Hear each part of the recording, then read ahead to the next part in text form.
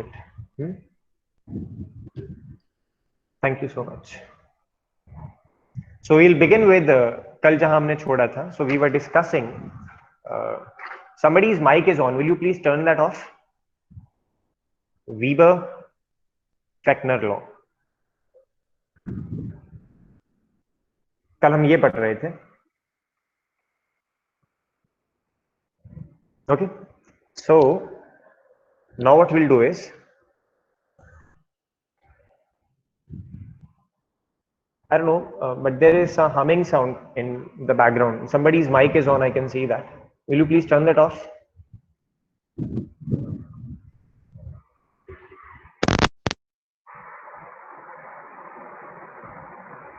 Okay, so we were doing Weber-Fechner law, or it was to relate your perseverance. It was to relate perseverance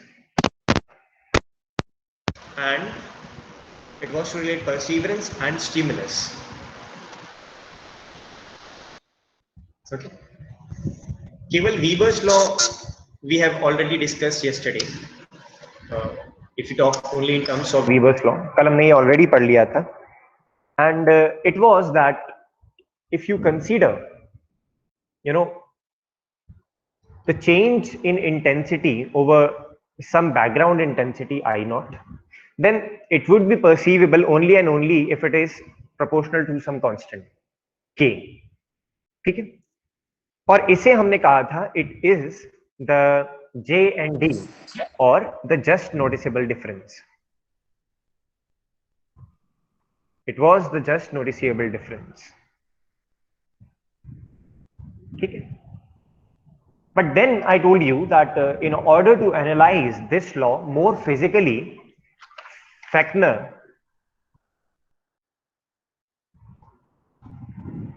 gave what is called as a Weber's contrast.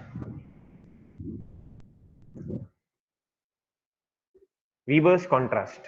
Okay, we got this from Fechner. We call this as Weber's contrast.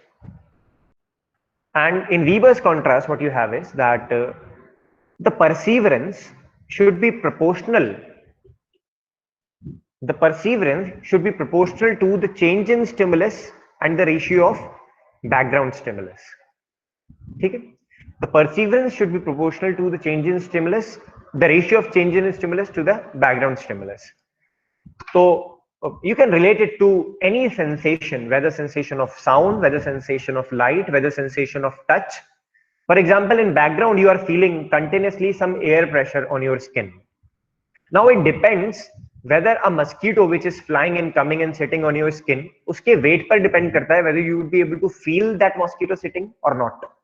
So that is the change in stimulus. Background mein air is constantly putting a stimulus on your skin. But in addition, if a mosquito is coming and sitting, depending on the weight of that mosquito, you may and may not feel the difference between the touch. Okay, so this is called as the Weber's contrast, and you can now relate this Weber contrast as dP is equals to a constant k, change in stimulus upon net stimulus s. And if you integrate both sides, you will get perseverance is equals to k ds upon s का integral क्या होता है? Natural log of s. So I would say log base e of s plus an integral constant c. ठीक है? Plus an integral constant c. You have it in this form. And how can you find out what is the value of c now? How can you find out what is the value of c? Is there a way to find out that? So we say that let us assume, इसको और अच्छे से we will analyze that at some stimulus, ये दिखाई दे रहा है आपको? ये वाली जहां मैं लिख रहा हूं, हाँ दिखना चाहिए. At some stimulus, let us say s naught, your perseverance was 0. So a stimulus, जैसे मान लीजिए हम एयर प्रेशर को फील नहीं कर पाते हैं, या हमें नहीं पता है कि हवा है, महसूस नहीं कर रहे हैं. हवा जब तेज बहती है तब महसूस करते हैं कि okay it is flowing, but still air is there. तो उस बैकग्राउंड स्टिमुलस एस नॉट पर परसीवरेंस अगर 0 है, तो मैं ये बोल सकता हूं that 0 is equals to k log base e at stimulus s naught plus a constant. So actually मुझे मिला कि जो c है, ये जो constant c आया था, this will be equals to minus of k log base e of s naught, minus of के log base e of s naught. ठीक है. तो अगर अब फाइनली आप p की इक्वेशन लिखें, if somebody is asking you to write p's equation, तो you can just simply put this from here, दोनों वैल्यूज कंबाइन कर दीजिए and you will get something like this, that your p perseverance will be equals to k log base e s minus k log base e of s naught. And now you can take k common, तो यहां से अगर मैं k common लूं तो मुझे मिल जाएगा p k log base e of s upon s naught from the properties of logarithm, and this law is called as Fechner's law. Okay कि बैकग्राउंड स्टिमुलस और जो ओरिजिनल स्टिमुलस है उसका रेशियो के लॉग पर डिपेंड करता है perseverance. तो अगर आप इसका एक ग्राफ प्लॉट करेंगे ना, तो it would come something like this. तो मान लीजिए यहां है मेरे पास s, ठीक है, this is my s and let's say this is my p perseverance. तो एक s is equal to s naught तक मुझे कुछ सुनाई नहीं देगा, माय परसीवरेंस विल बी 0, और फिर उसके बाद it would increase logarithmically like this. Fine. So this is all about what we call as Weber-Fechner law. It relates perseverance and stimulus. और कल हमने डेसिबल्स और डेसिबल की इक्वेशंस या डेसिबल में और इंटेंसिटी में क्या रिलेशन होती है वो सब we have already done yesterday. ठीक है. Now we will come to the last topic of this unit, which is called as the characteristics of sound. So if you are having pen and paper, you can write down the heading. This is the last topic of this unit. It is on characteristics of sound. उसके बाद कुछ miscellaneous यानी मिले जुले topics बचेंगे जो आज की क्लास में विल ट्राई टू फिनिश.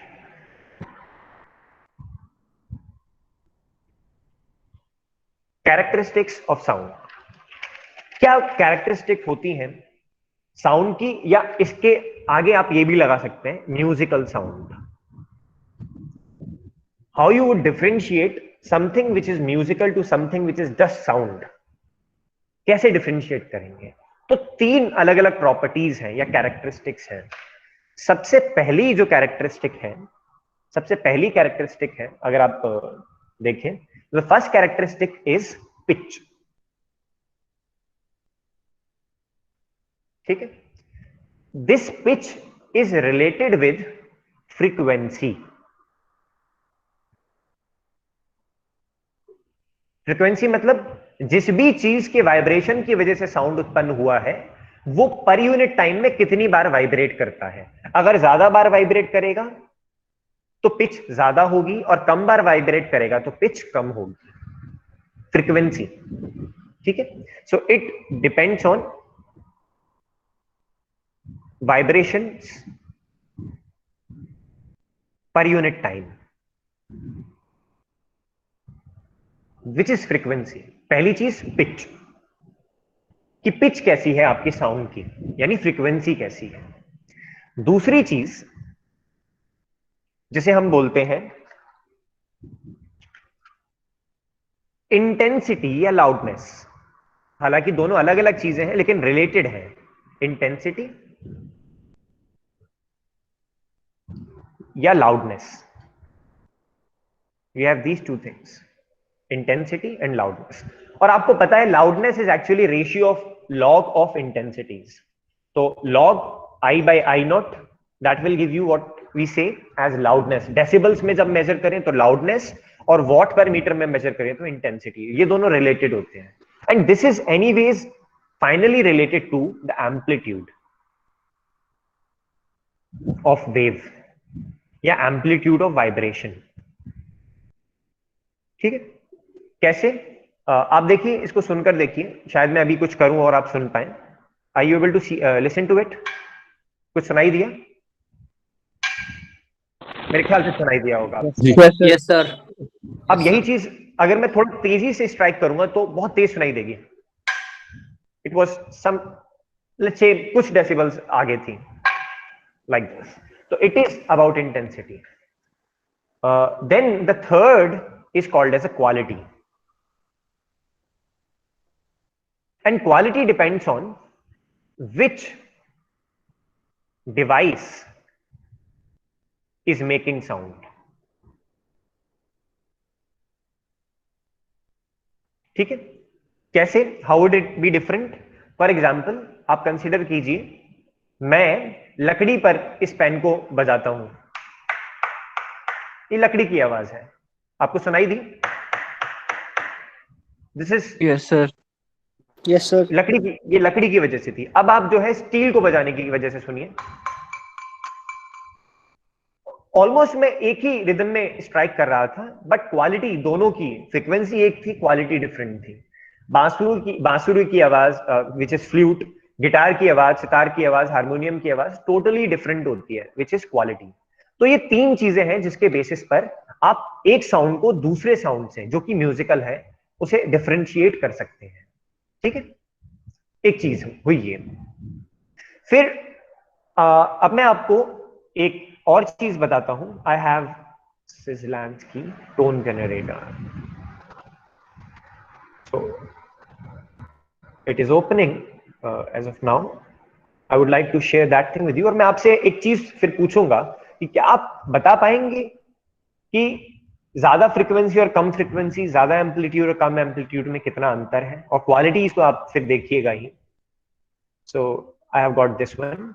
सो अभी मैं आपसे what I will do is I will share my Chrome tab with you. तो एक क्रोम टैब मैं आपसे जो है शेयर करूंगा, जिसमें we will try to, what we'll do, we will try to create some sounds.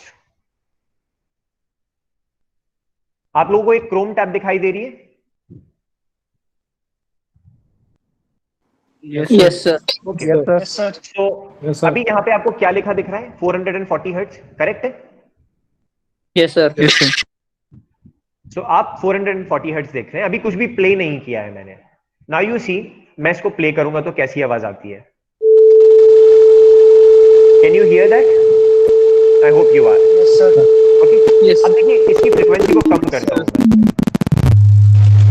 थोड़ी सी भारी सी आवाज आई. Yes sir. ओके, अब फ्रीक्वेंसी को बढ़ाता हूं मैं.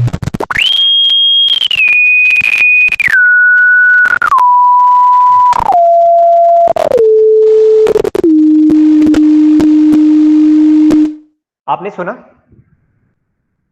Yes sir. तो भारी आवाज is associated with male voice, सही बात है ना? एंड जो महीन आवाज है that is associated with female voice. तो फीमेल वॉइस की पिच ज्यादा होगी या फ्रीक्वेंसी ज्यादा होगी, या मेल वॉइस की फ्रीक्वेंसी ज्यादा होगी?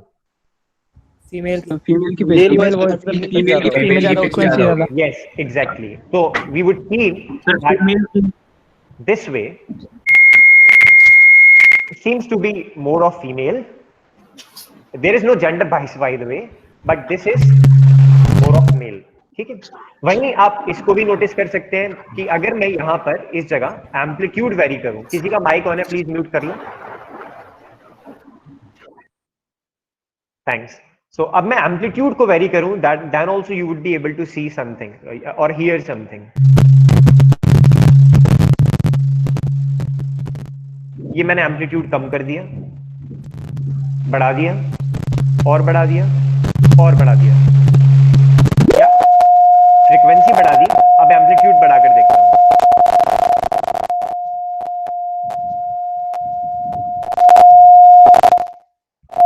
तो दोनों चीजों में डिफरेंस है. ठीक है, वहीं अब आप देखिएगा, what I will do is I will change the quality.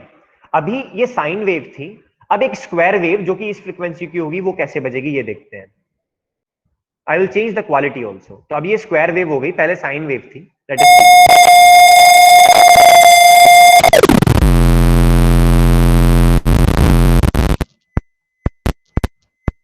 ये आपको धक धक धक धक एक एक सेकंड पे सुनाई दे रही है?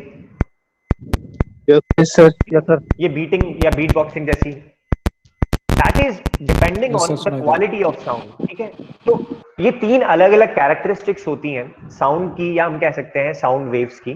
which actually matters a lot when you are characterizing a sound. तो साउंड को कैरेक्टराइज करने के लिए फ्रीक्वेंसी, एम्पलीट्यूड और क्वालिटी, ये तीन चीजों की जरूरत होती है. अब सवाल कभी कभी ये पूछ लेते हैं कि what is the difference between a musical sound and a background noise. तो जो म्यूजिकल साउंड होता है वो एक बेहतर पीरियोडिक अरेंजमेंट होता है डिफरेंट वेव्स का. हालांकि आजकल के जो व्हाट शुड आई से जो म्यूजिशियंस हैं, they are also using background noises in their music. तो वैसे सैग्रीगेट करना is not a good choice as a musician, लेकिन जो म्यूजिकल नोट होगी उसमें there would be well defined frequencies, well defined repetition and well defined quality arrangement. वहीं noise में ये सब कुछ मिक्स होगा, आउट ऑफ कंट्रोल जैसा दिखेगा. Any frequency coming any time, any quality changing, any intensity changing, that would be you will consider as noise. Okay, so now I will come back to my screen of paper.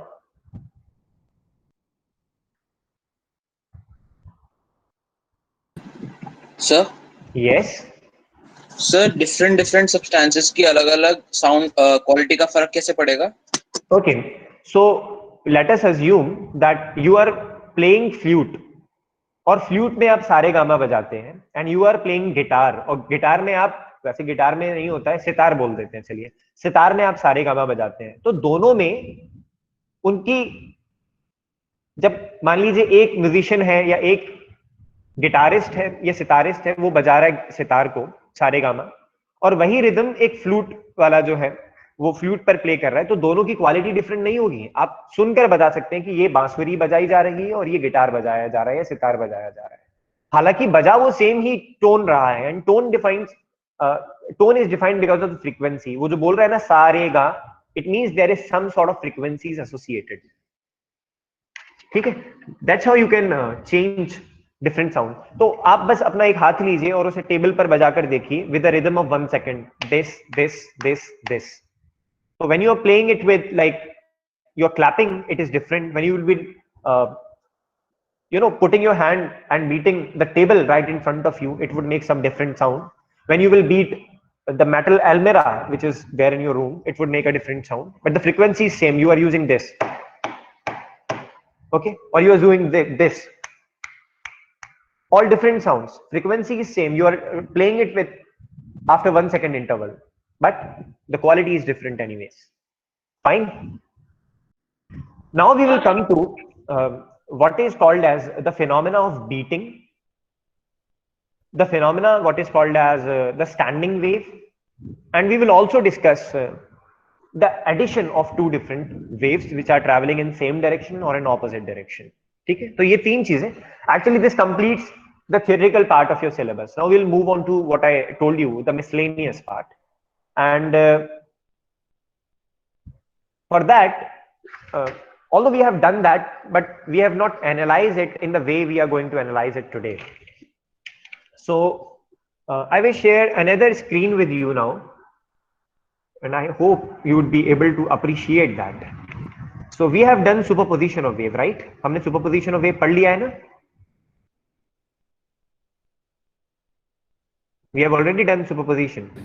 Yes, sir. Yes, sir. Okay.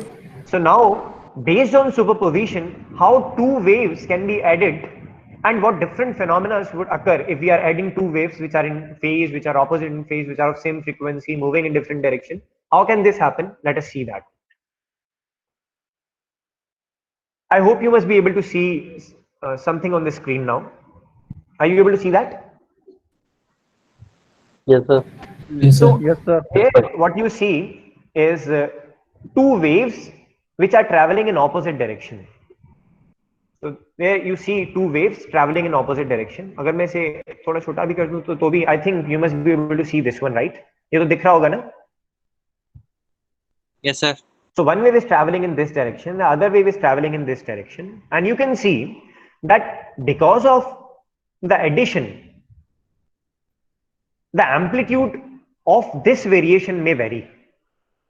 तो addition in phase हो सकता है, out of phase हो सकता है, और आप देखिए this is very much possible कि this particular thing becomes almost a straight line. यानी एक टाइम ऐसा भी आ सकता है कि हमें दिखे कि कोई वेरिएशन है ही नहीं, यानी दोनों वेव एक दूसरे को कैंसिल करती हैं, ठीक है। तो this is happening when we are adding waves of same frequencies, लेकिन फेज डिफरेंस आ रहा है, और ये आप करके देख चुके हैं ऑलरेडी, ठीक है। We have done that, waves of same frequencies but with some phase difference. If I move slightly up like this, so now you would see that waves are traveling in same direction. Can you see that these waves are traveling in same direction? But still, Yes, sir. although they are traveling in same direction, but still you would notice कि phase difference की वजह से final wave का amplitude घट बढ़ रहा है. Can you see that? Notice this. और देखिएगा कि एक्स एक्सिस अगर मैं ये मान लूं तो एक्स एक्सिस पे ये दो पॉइंट नहीं चेंज हो रहे हैं, केवल इनका वाई बदल रहा है, इन दो पॉइंट्स का. यू कैन सी ये जो दो ब्लैक डॉट्स दिख रहे हैं, एक्स एक्सिस पे इन दोनों के Yes, बीच sir. की दूरी बराबर है, केवल वाई चेंज हो रहा है. और एक समय ऐसा आता है कि इन दोनों के बीच की दूरी ऑलमोस्ट जीरो रह जाती है. अभी देखिएगा अब आएगी, when it come down you would notice that. देखिए यहां इस पॉइंट पे इसकी दूरी जीरो रह गई होगी. So now this is when the wave is traveling in same direction, but there is a phase difference. उसके बाद we have seen wave are traveling in opposite direction, but there is a phase difference. तो जब wave opposite direction में travel करती है, wave opposite direction में travel करती है, उसका एक mathematical treatment है जो कि थोड़ा सा different हो जाता है. You have everything same, but एक wave psi 1 है, एक wave psi 2 है, जिसमें कि mathematical relations are different. So let us see. मैं अभी फेज डिफरेंस को सेम रखूंगा, क्या मैथमेटिकल ट्रीटमेंट हमें रिजल्ट देता है. तो let us come and look at it on my paper. So अब पेपर वाली screen I would like to share with you. I would share a window and my projector screen. So is the paper visible? एक बार दिख जाए तो please हाँ बता दीजिएगा. Yes, sir. Okay, so now what we have is one sinusoid which is traveling in this direction and the same sinusoid now traveling in opposite direction. ठीक है.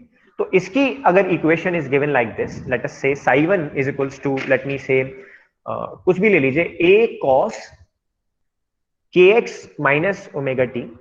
It is traveling in which direction? Positive x and kx plus omega t, and this is traveling in some other direction, right? Negative axis. Fine, good. Now we want to take superposition of the two, and superposition just mean that you take sum of the two. And when I take sum of the two, it means I have to just take a common. I'm missing a step. फिर cos kx minus omega t plus cos kx plus omega t, right? Cos a plus cos b का formula we will use. Sin a, this is a common. Cos a plus cos b का formula होता है 2 cos sum of the two, which is a plus b by 2. It means kx minus omega t plus kx plus omega t by 2, ये, और साथ में cos multiplication में a minus b, which is kx minus omega t minus kx minus omega t by 2. इसको थोड़ा सा और solve करेंगे, यू वुड फाइंड कि इस ओमेगा टी से ये ओमेगा टी कट जाएगा. It would B 2kx upon 2 which would be nothing but kx. सो जब psi 1 प्लस psi 2 आएगा finally, it would give me 2a. तो ये a मैंने बाहर लिख लिया है, 2a cos of kx plus kx, 2kx upon 2 is kx and dot या multiplication cos of this kx will get cancelled with this kx minus of 2 omega t by 2, which is nothing but omega t. Cos minus theta is cos theta. So I can simply write that psi 1 plus psi 2 is equals to 2a cos kx cos omega t. अब क्योंकि x और t का term separate हो गया, now there is nothing like you can say something traveling, because traveling का मतलब होता है पोजीशन चेंजिंग विद टाइम. ठीक है, लेकिन अब ये वाले टर्म सेपरेट और इंडिपेंडेंट हो गए, अलग अलग हो गए. So now the wave is not travelling. I would write wave is not travelling, rather we call this wave as standing. ठीक है, और हुआ ये क्यों? देखिए अभी हमने कोई फेज डिफरेंस नहीं लिया था, तब ये है ऐसा इसलिए हुआ, एक वेव आती है इस दिशा से जो कहती है भाई एक्स वाले पार्टिकल को तुम मूव हो जाओ प्लस वाई डायरेक्शन में, और वही वेव जब ऑपोजिट होकर आती है तो कहती है नहीं तुम मूव हो माइनस वाई डायरेक्शन में. तो it seems as if there is no wave और particles are not moving at all. In standing wave, there is no transfer of energy. Energy which is taken from one end to second end is taken back from second end to first end. That's why there is no transfer of energy. We call this as how to remove zero. What zero? कौन सा zero हटा दिया बेटा? Who was this? विकास यादव. क्या पूछ रहे हो? Your question is not clear. Okay. वो जी सर वो No, your voice is not clear. I don't know. The only thing is that now x term and the t term has become independent. Therefore, your wave is no more traveling. Rather, your wave is standing. Okay? So this is the term for standing wave. Please repeat the Okay. So waves are traveling in opposite direction, and we have taken the superposition of two waves traveling in opposite direction, having same amplitude and same phase. They are in phase, not out of phase. Such a wave is called as, or the resultant of such a wave is called as a standing wave, because it is not traveling. Why not traveling? Because it is having separate x and t terms. It is having separate x and t terms. That's why it is not traveling. Okay? This is yes please. हाँ बताइए sir अगर ये cos की जो cos के अंदर जो angle है वो के एक्स माइनस ओमेगा टी की फॉर्म में आता तब हम कहते हैं वेव ट्रेवल कर रही है. yes exactly, because then you have a relationship between x and t. okay, तो फिर पूरा का पूरा phase of that wave would have represent kx minus omega t, जिससे आप वेलोसिटी निकाल सकते थे. ऐसा तो कोई वेव नोटेशन नहीं पढ़ा हमने, याद है? It was in total argument of cos or sin that kx minus omega t, जिससे omega by k कर लेते थे. ऐसा तो नहीं पढ़ा. That's why we say that such a wave is called as standing wave and it is not traveling. Fine?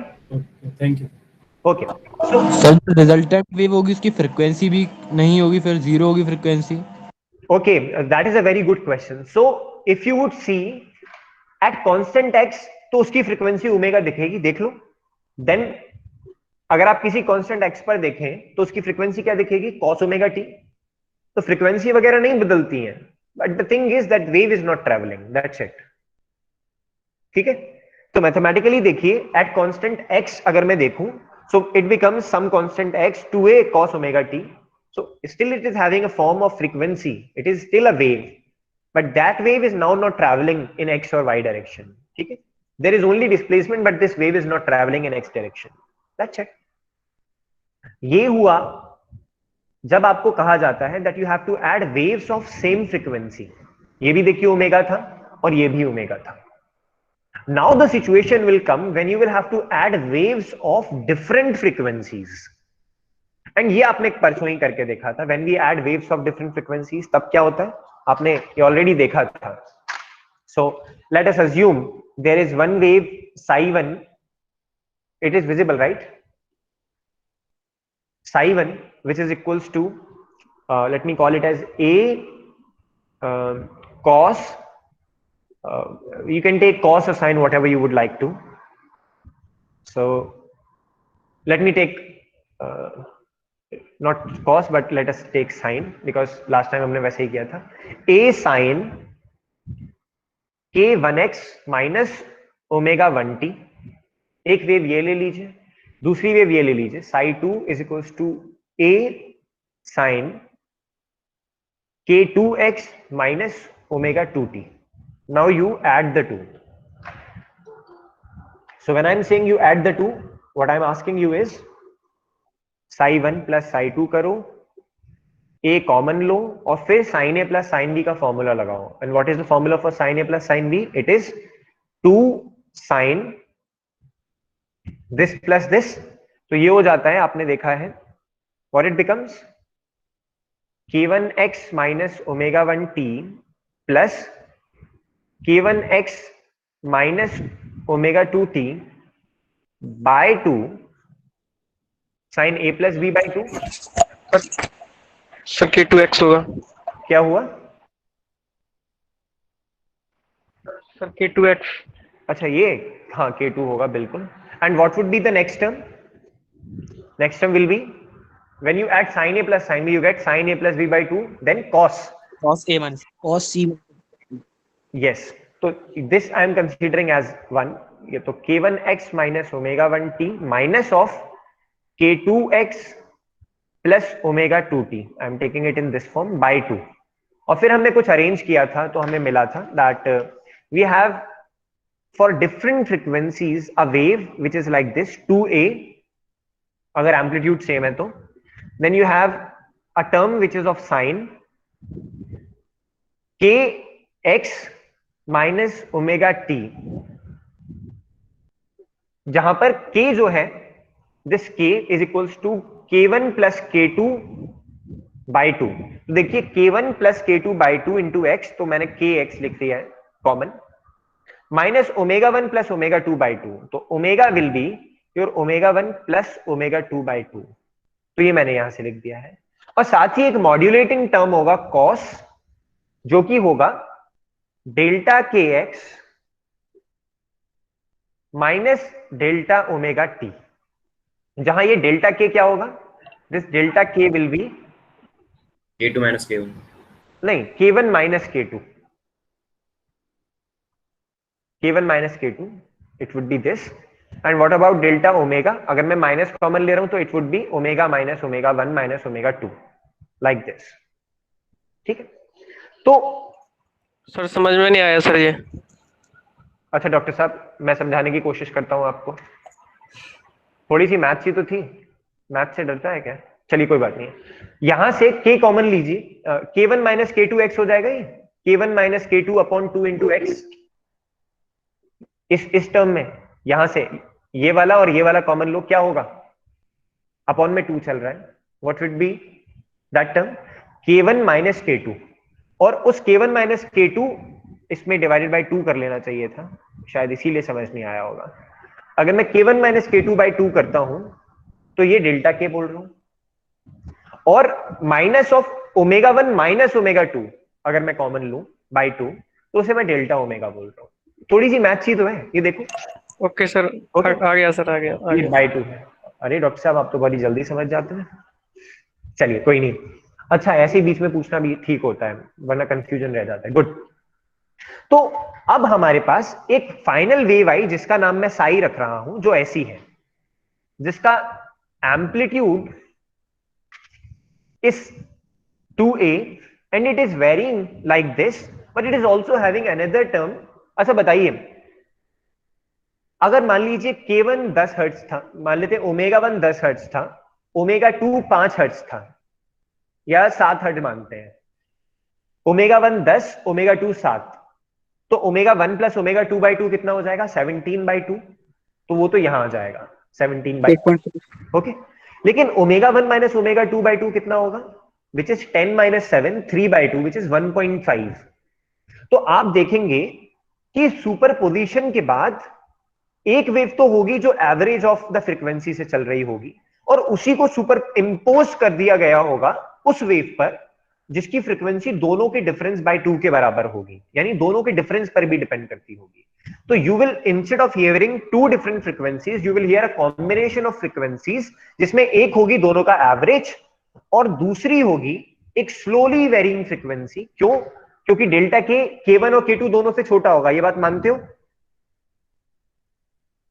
Yes sir क्योंकि k1 और k2 दोनों का difference is delta k. Okay, so it has to be different, it may not be always smaller than both, because for example अगर मैं मानता हूं कि मेरा k1 जो है वो 10 है और k2 जो है वो 9 है या 1 है, तो 10 माइनस 1 इज 9 बाई 2, तो 10 से तो छोटा होगा लेकिन 1 से बड़ा हो गया, don't worry about that, but you have anyways एक छोटी frequency and you have anyways a बड़ी फ्रीक्वेंसी। बड़ी frequency is the average of two and छोटी frequency is the difference of two, जिसकी वजह से you have to hear something what is called as beating phenomena. आप जो सुनेंगे उसे बीटिंग बोलते हैं। तो एक डायग्राम दिखाता हूं, डायग्राम के बाद आपको कुछ सुनाने की कोशिश करूंगा which would be your beating phenomena. Okay, so let me first show you the diagram.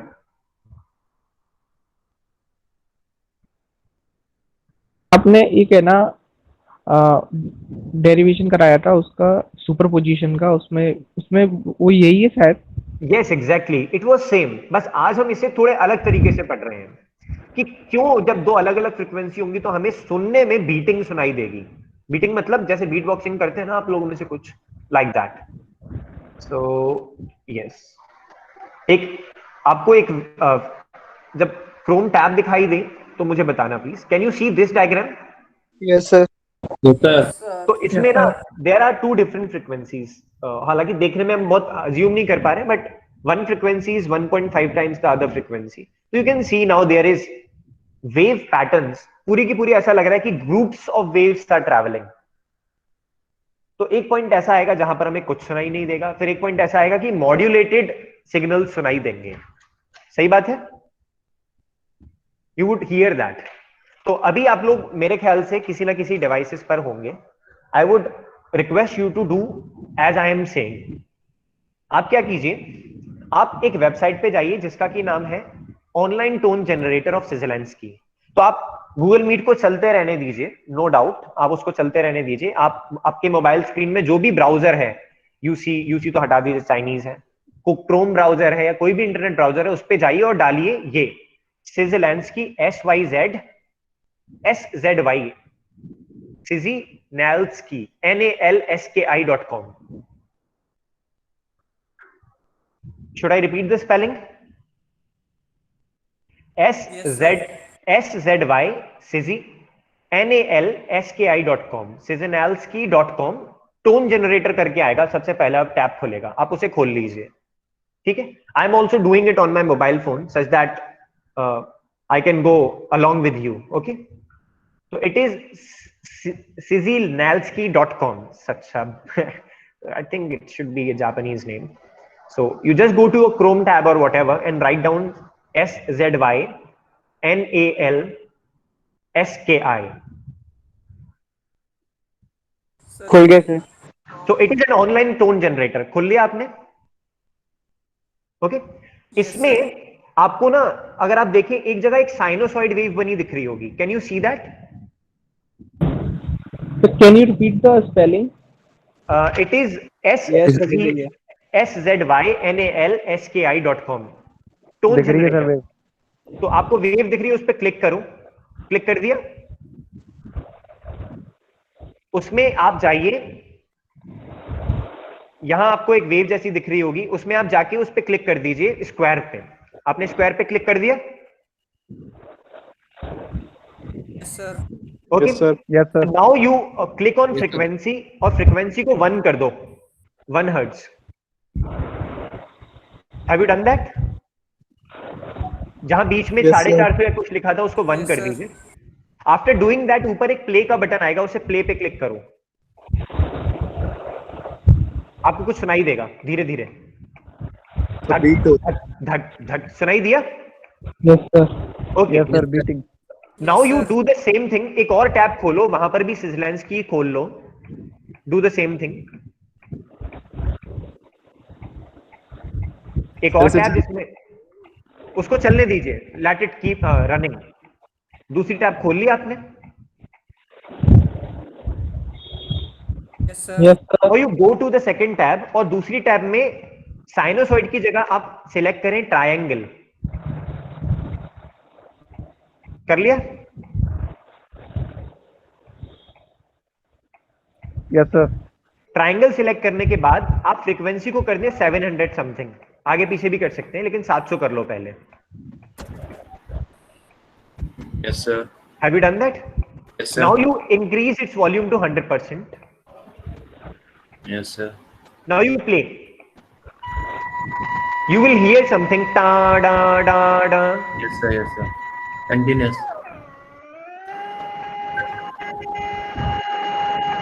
आपको साथ में एक टोन जनरेट सुनाई देगी, धक धक, और साथ में पीछे से ये। यस सर, दोनों सुनाई दे रहे हैं। तो that is something beating.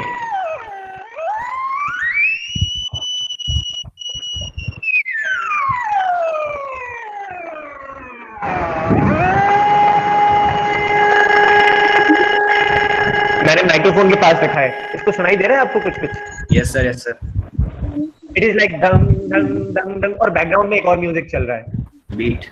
Beating. तो अब आप जाकर जो बीटिंग आपने 1 हर्ट्ज की थी उस स्टेप पे उसे 2 हर्ट्ज कर दो। कर दिया सर। You will hear अब that तेज हो beat गया। increase. Tuck, tuck, tuck, Yes, tuck, sir. tuck. That's how you can actually generate your own sound. ठीक है, आप अपना खुद का म्यूजिक बना सकते हैं, whatever the beat music you want. Okay? So this is जो आपको बैकग्राउंड में सुनाई दे रहा होगा, और जो अलग से था that was a totally different thing which was I told you कि आप उसको triangular कर लें. It was something this. तो इसके साथ में ये टाड़क टाड़क कुछ ऐसे सुनाई दे रहा होगा. I'm bad at music, but that's how it works. Got it? तो अब आप लोग अपने टैब को क्लोज कर सकते हैं, क्रोम पे वापस या मीट पर वापस आ सकते हैं, and let us continue where we were. तो बीटिंग समझ आई? What is beating? Yes, So sir. that is, you have Yes, two sir. different, you have two different frequencies and a new music arises because of the beating phenomena. Fine. So this completes the theoretical part of your unit 1. Now we will come back to what is, although we have 10 minutes, let us quickly look at the questions of the question bank and see कि अब हम लोग कितने questions solve कर पाते हैं of our question bank. So let me just open that. In between अगर आपको कोई सवाल है या कुछ पूछना चाहते हो तो you are free to ask. Sir एक बार लास्ट वाला पेज दिखा देते हैं। Last वाला पेज is this. अच्छा, आप लोग Chrome tab मैंने शेयर की हुई है. I would share the page. Don't worry. Let me share the page with you. There it goes. Yes, there it is. A window, and where it is? Yes. Okay. So is it visible? I hope it should be. Yes, sir. Okay, you can see that. Once you are done, please let me know.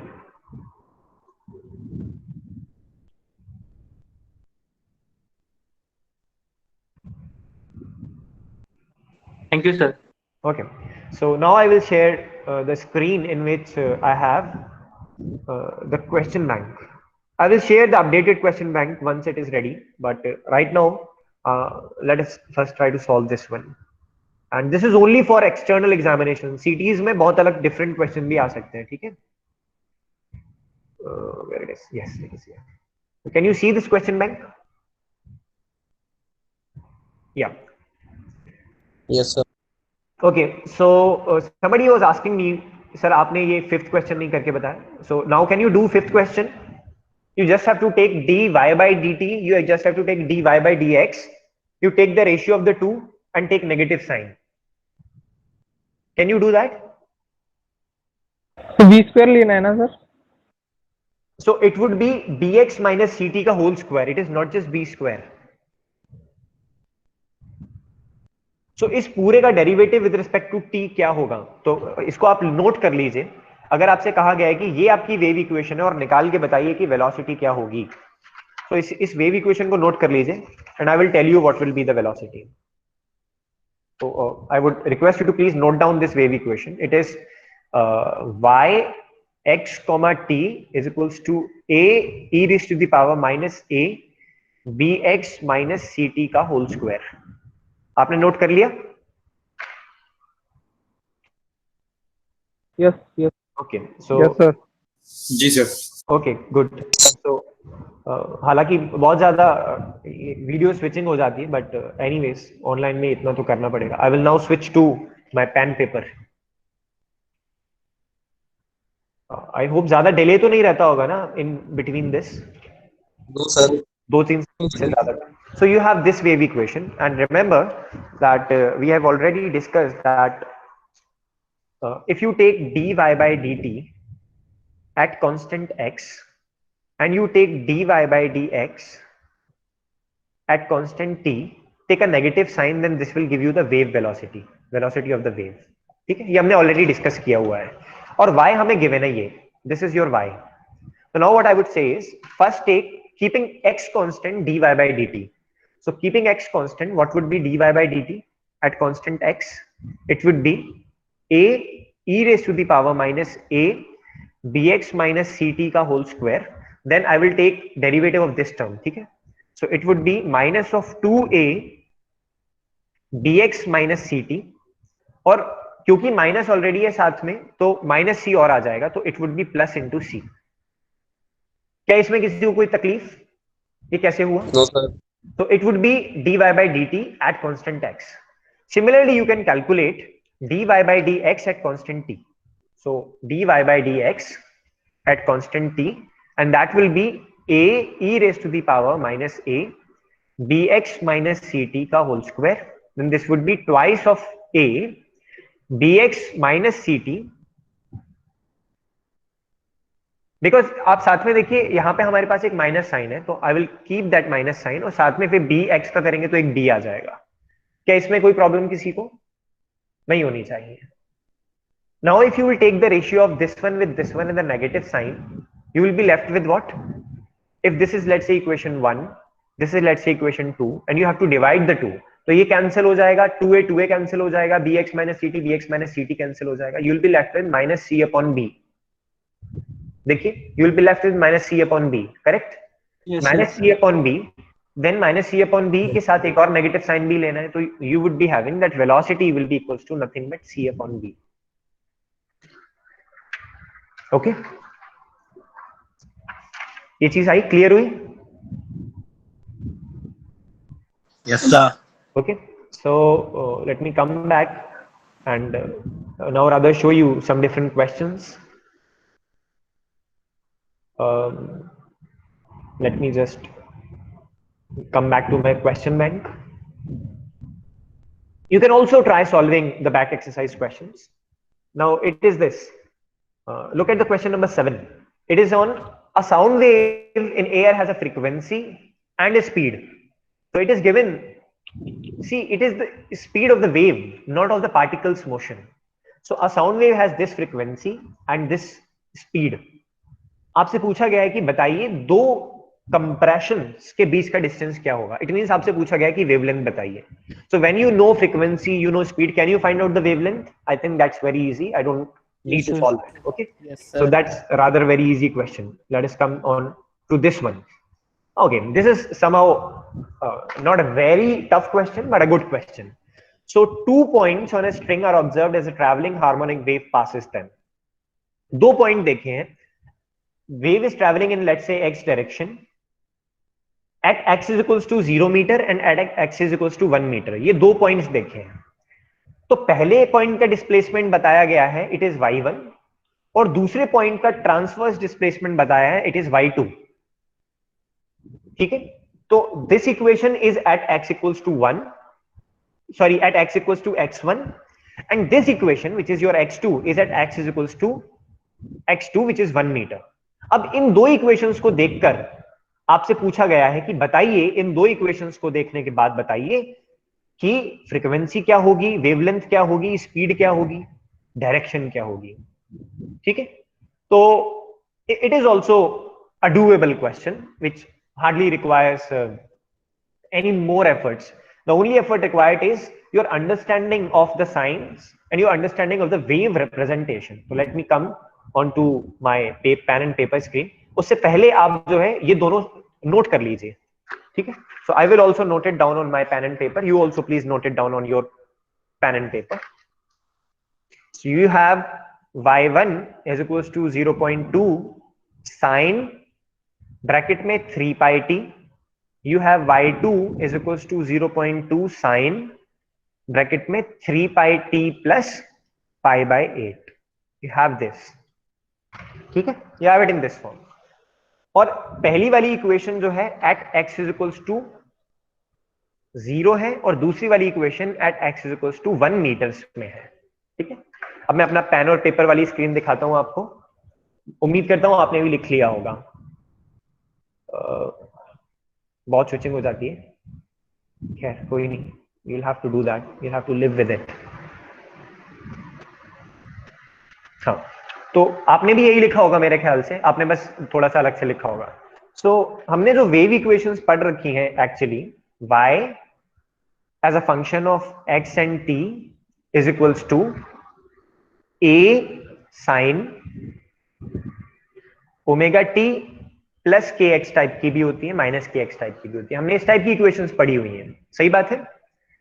Now at x is equals to 0 हमारी equation हो जाएगी y 0 comma T is equals to a sine omega T. पर हमें क्या equation दी हुई है अभी? हमें इक्वेशन दी है at x is equals to 0, the equation given is 0.2 sine 3 pi T. सही है. तो दो चीजें पता चल गई. क्या? कि एक तो एम्पलीट्यूड जो कि a है वो किसके बराबर है? 0.2 मीटर्स. पहली चीज तो ये, क्योंकि ये डिस्प्लेसमेंट है. और दूसरी चीज क्या? जो एंगुलर फ्रीक्वेंसी ओमेगा है वो किसके बराबर है? 3 पाई के बराबर. We have got these two things. Now let us come to what is happening at x is equals to 1 in this equation. So if I consider x is equals to 1 in this equation, so this equation at x is equals to 1, this equation at x is equals to 1 will become y1 comma t is equals to a sin omega t plus k. x इसलिए नहीं लिखा, वो तो 1 है. और ये किसके बराबर आ रहा है? It is coming equal to 0.2 sine 3 pi T plus k की जगह क्या लिखा हुआ है यहां पे? Pi by 8. So I have also got one thing more, that k is equals to pi by 8. इसकी यूनिट्स क्या होंगी? Who would tell me the units of it? Lambda meter inverse. Meter inverse. ठीक है. तो अब जो भी चीज पूछी गई थी सब आ गई हमारे पास. एम्पलीट्यूड आ गया, प्रोपेगेशन वेक्टर आ गया. अब वेवलेंथ और फ्रीक्वेंसी निकालनी है. ठीक है. इससे पहले वेलोसिटी निकालते हैं. वेलोसिटी का फॉर्मूला क्या होता है? You know that wave velocity is equals to omega by k. ठीक है.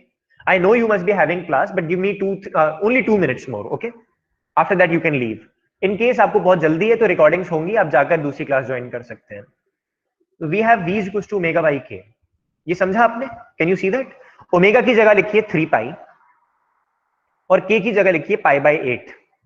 पाई से pi cancel, you got 24 meter per second your velocity. ठीक है. So I have got my velocity. और आप जानते हैं दैट एक्चुअली 2 पाई f कहलाता है ओमेगा. तो अगर मुझे f निकालना है, so I will use this, because omega is equals to 2 pi f is given to be equals to 3 pi. ठीक है. तो यहां से f निकाल सकते हैं आप. 2 pi f is equals to 3 pi. So what is f? पाई से pi cancel, f is equals to 1.5 hertz. 3 by 2 is 1.5. तो फ्रीक्वेंसी भी निकल आई. फ्रीक्वेंसी भी है, वेलोसिटी भी है. फ्रॉम v, देखिए मेरे अंदर आदत है, मैं इधर उधर जाता रहता हूं. आई होप यू वोंट माइंड. शायद प्रैक्टिस के साथ आ जाएगी. अभी 2.5 साल ही हुआ है पढ़ाते पढ़ाते, तो मैं हर कोना यूज कर लेता हूँ. With time I think I would use it. So I hope you won't mind me going to or running from this corner to that corner. V is equals to f lambda. तो lambda is equals to v by f is equals to lambda. V क्या है? 24. f क्या है? 1.5. इसका answer क्या होगा? What will be the answer then? So it can be written as 240 by 15. 5 से या 3 से 3 5 15, 3 8 24, 80 and 5 1 5 3 16 मीटर. सही निकाला ना मैंने? मेरी मैथ्स वीक है थोड़ी. Yes sir. Okay, so you have got your frequency, you have got your wavelength, you have got your wave number, you have got your angular frequency, you have got everything from the systems given. तो question में बस formula ही use होना है, but how to use that you should know. आगे कुछ सवाल हैं which we will cover in some extra class, और लेट्स से जो नेक्स्ट वीक क्लास होगी उसके फर्स्ट हाफ में, पहली क्लास के फर्स्ट हाफ में we will see to look at the questions. I will share this question bank with you and will request you to please do it on your own. खुद से करके देखिएगा solve होते हैं या नहीं. फिर जो डाउट्स होंगे we will solve that. Fine. Yes sir. Okay, so that's Yes, it for sir. today's class. And Sir? हाँ पूछिए. सर ये π/8 साई है ना? Which this pi by 8? Yes sir, yes sir. ये तो k के बराबर आया है ना. Okay sir. Okay. So I will now stop presenting. Screen जा रही है. आप यहाँ से अपना attendance mark करके you can join your next class. Thank you so much all of you. आप lectures देख लीजिएगा इसकी recordings. कोई चीज समझ ना आए तो feel free to contact me. ठीक है? अब तो आप लोगों के पास contact number आ ही गया होगा. It has been shared by the dean office, I guess. Yes, sir. Okay. Yes, sir. Thank you, So, sir. Thank you sir. Thank you sir. okay. Thank you so much all of good you. Morning sir. Good morning.